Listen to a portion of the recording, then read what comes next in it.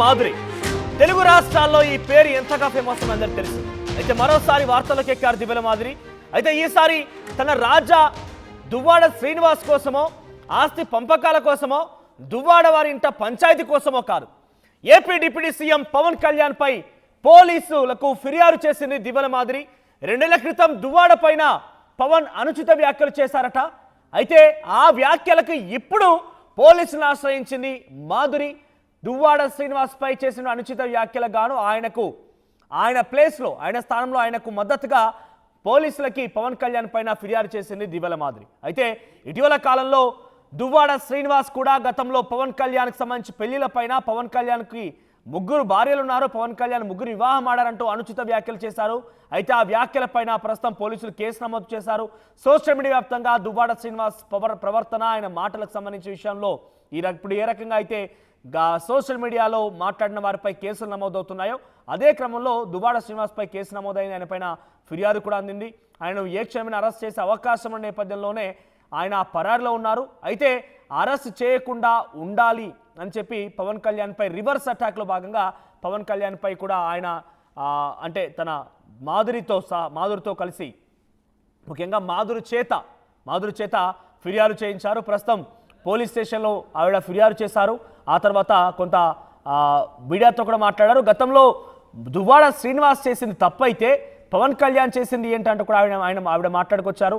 కొంత పవన్ కళ్యాణ్ పై రివర్స్ అటాక్లో దివ్యల మాధురి పాల్గొన్నారు. తన రాజా దువ్వాడ శ్రీనివాస్ పై అనుచిత వ్యాఖ్యలు చేశారని చెప్పి దివ్యల మాధురి ఈ కేసుకి సంబంధించి పోలీసులు ఫిర్యాదు చేసినట్టుగా తెలుస్తోంది. మరి పోలీసులు రియాక్షన్ ఏంటో చూడాలి. ఒకసారి ఈ ఫిర్యాదు తర్వాత ఆర్టీవీతో మాట్లాడింది మాధురి. ఆవిడ ఏం మాట్లాడిందో చూద్దాం. టెక్కలి పోలీస్ స్టేషన్ వేదికగా ఈరోజు వైసీపీ వర్సెస్ జనసేన నేతలు పరస్పరంగా ఫిర్యాదులు ఇచ్చుకుంటున్నారు. 2 ఏళ్ల క్రితం దువ్వాడ శ్రీనివాసరావు అప్పటి జనసేన అధినేత పవన్ కళ్యాణ్పై అనుచిత వ్యాఖ్యలు చేశారని ఇచ్చిన ఫిర్యాదు మేరకు 2 ఏళ్ల తర్వాత పోలీసులు కేసు నమోదు చేయడం జరిగింది. కాకపోతే అప్పట్లోనే తనపై చేసినటువంటి అనుచిత వ్యాఖ్యలకి ప్రతిఘటించి నేను చేశాను అని చెప్పి ఈరోజు దివ్యల మాధురి ఈరోజు టెక్కలి పోలీస్ స్టేషన్లో ఫిర్యాదు చేయడం జరిగింది. ఈ పరస్పర ఫిర్యాదుల మేరకు ఈ ప్రస్తుతం అప్పట్లో జనసేన అధినేతగా ఉండి ఇప్పుడు మాత్రం డిప్యూటీ సీఎంగా ఉన్నారు. ఏ ఫిర్యాదుని పరిగణనలో పోలీసులు తీసుకుంటారు. ఇప్పటికే దువ్వాడ శ్రీనిపై కేసు నమోదు చేసిన పోలీసులు ఎఫ్ఐఆర్ నమోదు చేశారు. ఏ క్షణానైనా అరెస్ట్ చేయడానికి మాత్రం రంగం సిద్ధం చేశారు. మరి ఈవిడ ఇచ్చినటువంటి ఫిర్యాదుని ఏ విధంగా పోలీసులు యాక్సెప్ట్ చేస్తారని అసలు ఏమైనా పోలీసులు అందరు ఫిర్యాదులు నమోదు చేసుకున్నారు. అసలు 2 ఏళ్ల తర్వాత మళ్ళీ మీరు అదే తప్పు చేస్తున్నారు. వాళ్ళే 2 ఏళ్ల తర్వాత ఫిర్యాదు చేశారని చెప్తున్నారు. మరి మీరు 2 ఏళ్ల తర్వాత ఫిర్యాదు చేయడం ఆంతర్యం ఏంటి? మేము 2 ఏళ్ల తర్వాత ఫిర్యాదు చేయట్లేదండి. గత నెలగా వచ్చిన సోషల్ మీడియా పోస్టుల వేదికగా మేము కంప్లైంట్ చేస్తున్నాం. మేము 2 ఏళ్ళ ముందు వచ్చిన వాటి మీద మేము కంప్లైంట్ చేయలేదు. ఈ జస్ట్ 1 మంత్ నేను ఆల్రెడీ ఎవిడెన్స్ సహా ఇచ్చాను. జస్ట్ అక్టోబర్లో వచ్చిన వాటికి నేను యాక్షన్ తీసుకోమని ఇచ్చాను. అది కూడా ఏంటి, మన అసెంబ్లీలో మహిళల రక్షణకి పెద్దపీట వేస్తామని కూటమి ప్రభుత్వం చెప్పిన తర్వాత మాకు కొంచెం నమ్మకం కుదిరింది. ఓకే, వీళ్ళు అసెంబ్లీ సాక్షిగా చెప్తున్నారు కదా, సో మా మీద ఏమైనా మేము కంప్లైంట్ వేస్తే యాక్షన్ తీసుకునే అవకాశాలు ఏమైనా కనిపిస్తాయి. ఈ ఫిర్యాదులో దువ్వాడ శ్రీనివాస్ పవన్ కళ్యాణ్ చేసిన వ్యాఖ్యలు ఫిర్యాదా, లేకపోతే మహిళల రక్షణ లేదని ఫిర్యాదు? మహిళలకి రక్షణ లేదని ఫిర్యాదు. అంటే ఓన్లీ సోషల్ మీడియా కార్యకర్తలనే మీరు హైలైట్ చేసి టార్గెట్ చేస్తున్నారు తప్పితే మహిళల్ని మీరు రక్షించట్లేదు. మహిళల్ని టార్గెట్ చేసే వాళ్ళని మీరు రక్షించట్లేదు. కేవలం వైసీపీ కార్యకర్త అంటే టార్గెట్ చేసి ఏదో విధమైన అనవసరమైన కేసుల్లో ఇరికించి బనాయిస్తున్నారు తప్పితే మీరు మహిళలకి ఏం రక్షణ చూపించట్లేదు. చూపిస్తే మీరు చూపించండి. ఇప్పుడు మీరు రక్షణ చూపిస్తామని మీరు ఒప్పుకున్నట్లయితే, మీరు మహిళల రక్షణకే పెద్దపేట మేము వేసాము, మహిళల రక్షణే మాకు ముఖ్యం అనుకుంటే, ఇప్పుడు సోషల్ మీడియా వేదికగా మా మీద అనుచితమైన వ్యాఖ్యలు చేస్తూ నీచంగా పోస్టులు పెడుతూ ఇచ్చినటువంటి ఒక పోస్ట్ ఏదైనా ఆ అనుచిత వ్యాఖ్యల పోస్ట్ ఏదైనా ఉంటే కంప్లైంట్ ఉన్నాయండి. అది చాలా పెద్దది. మీకు విత్ ఎవిడెన్స్ సహా ఉన్నాయి. ఈ మధ్యన సోషల్ మీడియాలో వైరల్ చేస్తున్నారు సార్ మీద. అదైతే చిన్న వీడియో క్లిప్పింగ్ ఉంది. మా మీద అయితే యూట్యూబ్ లింక్లు అండి అవన్నీ. సార్ మీద అయితే చూడండి, సార్కి 2 years బిఫోర్ పెట్టారే, మరి ఇప్పుడు ఈ విధంగా నీచంగా ఒక ఎమ్మెల్సీ, తను ఒక ఎమ్మెల్సీ కౌన్సిల్ మెంబర్గా ఉన్నారు. చూడండి,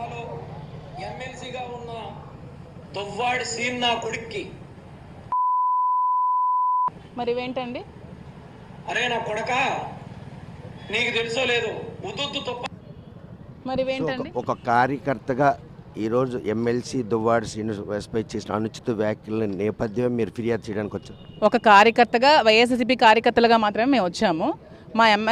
ఎప్పుడో 2 years బ్యాక్ శ్రీనివాస్ గారు ఏవో అనుచితమైన వ్యాఖ్యలు చేశారని మీరు కంప్లైంట్ తీసుకున్నారు కదా. సో ఇప్పుడు దువ్వాడ శ్రీనివాస్ గారి మీద మీరు అనుచితమైన వ్యాఖ్యలు చేస్తూ పోస్టులు పెడుతున్నారు కదా, వాళ్ళ మీద యాక్షన్ తీసుకోవాలని అడుగుతూ మహిళలకి రక్షణకి పెద్దపేట వేశామని చెప్పుకునే ప్రభుత్వం ఇప్పుడు ఒక మహిళగా నా మీద అనుచితమైన వ్యాఖ్యలు జనసేన వాళ్ళు పోస్టులు పెడుతున్నారు, సోషల్ మీడియా వేదికగా కొన్ని యూట్యూబ్ ఛానల్స్లో పెడుతున్నారు. సో దాని మీద మీరు యాక్షన్ తీసుకోవాలని అడుగుతున్నాను. సో నేను కంప్లైంట్ పెట్టడం జరిగింది, దాని మీద ఎంతవరకు యాక్షన్ తీసుకుంటారో వేచి చూడాలి. మరి ఇప్పటికే దువ్వాడ శ్రీనివాస్ ఎఫ్ఐఆర్ నమోదైంది, ఏ క్షణాన్నైనా అరెస్ట్ చేసేందుకు రంగం సిద్ధం చేశారు. ఈ నేపథ్యంలో మీరు ఇచ్చినటువంటి ఫిర్యాదుకి పోలీసులు ప్రాధాన్యత ఇస్తారనుకుంటున్నారు. మరి ప్రాధాన్యత ఇస్తారంటే కూటమి ప్రభుత్వం చెప్పిన మాటలన్నీ అబద్ధాలా, నిజాలు కావా? కూటమి ప్రభుత్వం మన అసెంబ్లీ సాక్షిగా హోమ్ మినిస్టర్ గారు ఏం చెప్పారు? అనిత గారు, ఏ మహిళకైనా సోషల్ మీడియాలో పోస్టులు ఎవరైనా అసభ్యకరంగా పెడితే ఖచ్చితంగా యాక్షన్ తీసుకుంటామని అసెంబ్లీ సాక్షిగా హోమ్ మినిస్టర్ గారు చెప్పడం జరిగింది. సో హోమ్ మినిస్టర్ గారు చెప్పారు కాబట్టి మేము యాక్షన్ తీసుకుంటారనే నమ్మకంతో, ఆ సుదుద్దేశంతో మాత్రమే మేము వచ్చి కంప్లైంట్ చేయడం జరిగింది.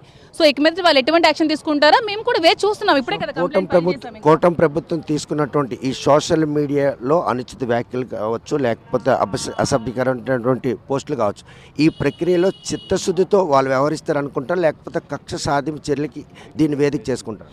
ఈ చిత్తశుద్ధిగా వ్యవహరిస్తారా లేదా చూడాలండి. మాకైతే ఇంతవరకు కక్షపూరితమైన చర్యలుగానే కనిపిస్తున్నాయి ఇవి. ఎందుకంటే వాళ్ళ కక్షపూరితమైన చర్యలు రాజకీయాలు మాత్రమే చేస్తున్నారు. వైసీపీ కార్యకర్త అంటే చాలు వాళ్ళ మీద కేసులు పెట్టడం, అనవసరంగా వాళ్ళ మీద లేనిపోని కేసులు పెట్టి 41 నోటీసులు ఇష్యూ చేయడం, ఎప్పుడో ఎవరో ఏవో గొడవలు ఉంటే ఇప్పుడు వీళ్ళని ఎరికించి పెట్టడం, సోషల్ మీడియా కార్యకర్త అని చెప్పుకునే ప్రతి వైసీపీ కార్యకర్త మీద కేసులు పెట్టి బనాయించి చాలా ఇబ్బందులు గురిచేస్తున్నారు. దీంట్లో కక్షపూరితమైన రాజకీయాలు మాత్రమే కనిపిస్తున్నాయి. అంతే. నమోదైంది. అరెస్ట్ నేపథ్యంలో దువ్వాడ శ్రీనివాసరావు పరారిలో ఉన్నారు, నిజమేనా? దువ్వాడ శ్రీనివాస్ పరారిలో ఉండాల్సిన అవసరం దువ్వాడ శ్రీనివాస్కి లేదండి. అతను తుపాకీ గుళ్ళకి ఎదురెళ్ళిన వ్యక్తి దువ్వాడ శ్రీనివాస్ గారు, అది అందరికీ తెలుసు. దువ్వాడ శ్రీనివాస్ అతను మా ఇంట్లోనే ఉన్నారు, ఎక్కడికి వెళ్ళిపోయి పిరికి పందులాగా పారిపోవాల్సిన అవసరం లేదు. ఇంతవరకు అతను 41 నోటీసులు కూడా ఇష్యూ చేయలేదు పోలీసులు. మరి ఎందుకు ఈ తాత్పర్యం చేస్తున్నారో, ఎందుకు మరి ల్యాక్ చేస్తున్నారో నాకు తెలియదు. మేము కూడా సోషల్ మీడియాలో చూడడం మాత్రమే మాకు తెలిసింది. కంప్లైంట్ ట్రై చేస్తారని మాకు ఇంతవరకు ఎటువంటి నోటీసులు కూడా ఇష్యూ చేయలేదు. ఇంకా పకడ్బందీగా ఆయన్ని అరెస్ట్ చేసేందుకు ప్రక్రియలో భాగంగానే 41 నోటీస్ ఇష్యూ చేయడం కారణం మాకు కూడా అనిపిస్తుంది. పకడ్బందీగా అతను అరెస్ట్ చేయాలనే 41 నోటీస్ ఇష్యూ చేయకుండా ఇలాగా ల్యాక్ చేస్తున్నారేమో అనిపిస్తుంది. ఎందుకంటే ఎప్పుడో 2 years బిఫోర్ అతను చేసినట్టు వ్యాఖ్యల్ని పట్టుకొని, అది కూడా పవన్ కళ్యాణ్ గారు మా మంత్రులు చెప్పు తీసి కొడతామంటే దానికే రియాక్ట్ అయ్యి అతను మాట్లాడాల్సి వచ్చింది. కానీ తను ఇంటెన్షనల్గా ఏమీ మాట్లాడని వ్యాఖ్యానాలు అయితే కాదు. అతను పవన్ కళ్యాణ్ గారు చెప్పు తీసి మినిస్టర్లను కొడతామని చెప్తే దానికి రియాక్ట్ అయ్యి అతను మాట్లాడడం జరిగింది. ఎప్పుడో 2 years బ్యాక్ జరిగినటువంటి విషయాన్ని తీసుకొచ్చి ఇప్పుడు శ్రీనివాస్ గారి మీద కంప్లైంట్ పెట్టి 41 నోటీస్ కూడా ఇంతవరకు ఇష్యూ చేయకుండా చేస్తున్నారంటే దీని మీద ఏదో కుట్రపూరితమైన రాజకీయం కనిపిస్తోంది అందరికీ కూడా. టెక్కల్లో మాత్రం ఈరోజు దువ్వాడ శ్రీనివాస్పై పవన్ కళ్యాణ్ చేసిన వ్యాఖ్యలతో పాటు మహిళలపై అనుచిత వ్యాఖ్యలు చేస్తున్న వారిని పై చర్యలు చేపట్టాలని హోమ్ మినిస్టర్ అనితతో పాటు కూటమి ప్రభుత్వాన్ని కోరేందుకు టెక్కల్లో ఈరోజు ఫిర్యాదు ఇవ్వడం జరిగింది. ఇప్పటికే ఎఫ్ఐఆర్ నమోదు చేసి ఏ క్షణానైనా అరెస్ట్కి రంగం సిద్ధం చేసిన పోలీసులు దువ్వాడ శ్రీనివాస్ను మాత్రం అరెస్ట్ చేస్తారు. కానీ 41 నోటీస్ ఇప్పటివరకు ఇవ్వకుండా తత్సారం చేస్తున్నారంటే వ్యూహాత్మకంగా ఆయన అరెస్ట్కి మాత్రం ఒక కుట్రపూరితమైనటువంటి ప్రక్రియ మాత్రం వెనక నడుస్తుందనే ఒక అభిప్రాయాన్ని మాత్రం మాధురి వ్యక్తం చేస్తున్నారు. వీడియో జర్నలిస్ట్ రామకృష్ణతో సత్యం, RTV శ్రీకాకుళం.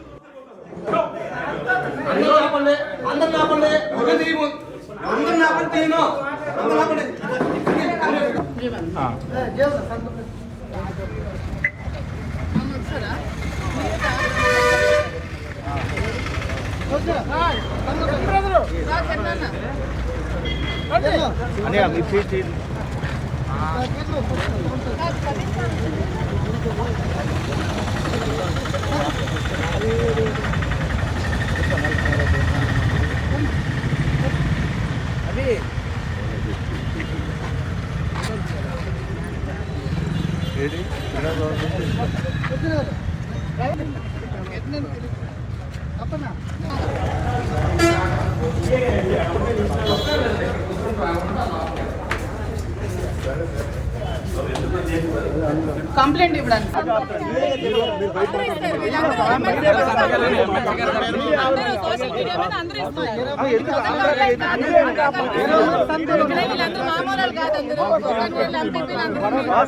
సీఎం గారు, డిప్యూటీ సీఎం గారు, హోమ్ మినిస్టర్ గారు సోషల్ మీడియాలో పార్టీకి సంబంధం లేకుండా ఎవరి మీద అనుచిత వ్యాఖ్యలు చేసినా చాలా కఠినమైన చర్యలు తీసుకుంటారని చెప్పి వాళ్ళు చెప్పడం జరిగింది. సో అది విని మాకు నమ్మకం కుదిరి మా ఎమ్మెల్సీ దువ్వాడ శ్రీనివాస్ గారి మీద, ఇంకా నేను వైసీపీ కార్యకర్తలు నేను మాధురి అనే నా మీద చాలా అసభ్యకరంగా సోషల్ మీడియాలో పోస్టులు పెట్టారు.